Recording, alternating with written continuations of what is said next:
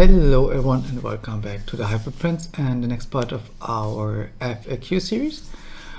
Today I will try my best to answer the question about how can I check that my environment, so my Active Directory, my network and several other components that I have are ready for an Azure Stack HCI deployment, and what should I change to do so.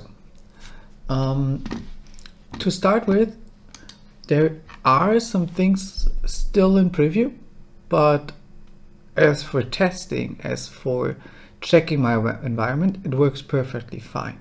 So don't be afraid of seeing the tools are in preview.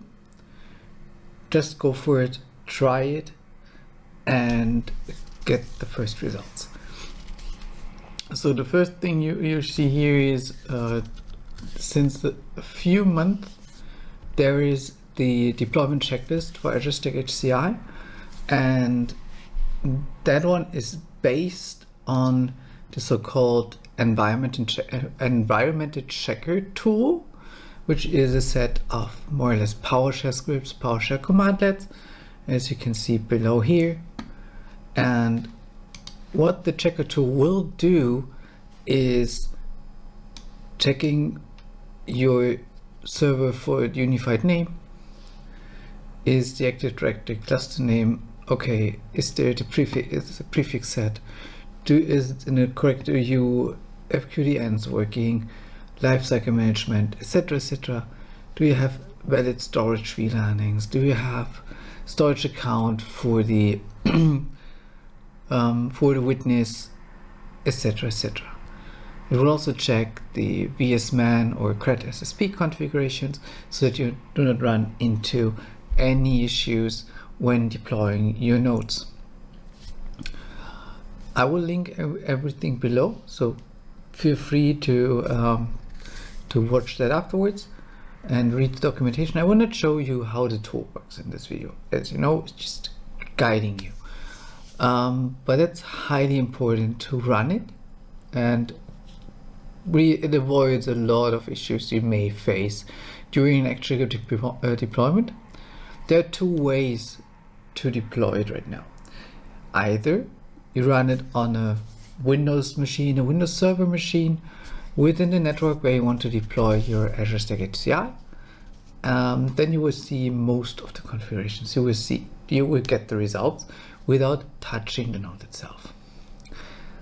But another option is to deploy it on the HCI nodes themselves and see if you configured them correctly.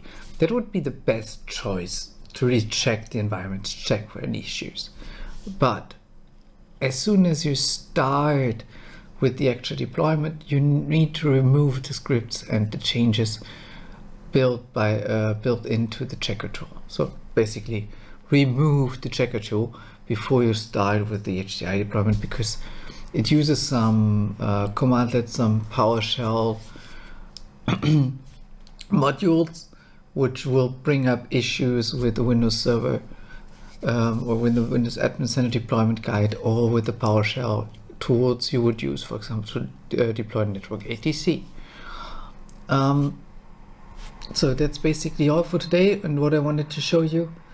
Really go on the checklist page, check all the components, and if you configure them, run the environmental checking tool and check the results and change everything which is not green and which needs to be changed, and then really run through preparation, Active Directory phase, etc. until you validate the clusters. And again, not only configuring and registering your cluster is important, as you see in one of my previous videos, also go through the test process afterwards and really check if you configured everything correctly and try to break it basically. So that's all for today with my quick FAQ. If you want to have a deep dive on the environment checker, leave me a comment. Otherwise, give us a like, give us a subscription, ring the bell, and yeah, also come up with other questions we can answer here. Have a great day. Bye.